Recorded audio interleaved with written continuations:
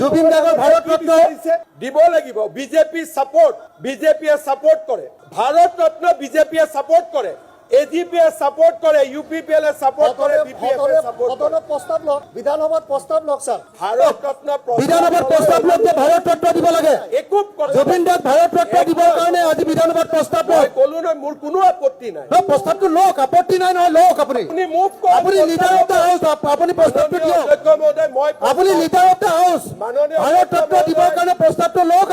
মাননীয় অধ্যক্ষ মহোদয়, মই প্ৰস্তাৱ কৰিলো যে জুবিন গাৰ্গক ভাৰত ৰত্ন দিব লাগে। হৈ গ'ল, ইয়াত কি কথা আছে? আমাৰ কোনো আপত্তি নাই অধ্যক্ষ মহোদয়। আপুনি প্ৰস্তাৱ লৈ মই মুভ কৰিলো, সকলোৱে সমৰ্থন কৰিলে, আপুনি কেন্দ্ৰীয় চৰকাৰক বিধানসভাৰ হৈ পঠিয়াই দিব। আমাৰতো আপত্তি কৰিবলগীয়া একো নাই।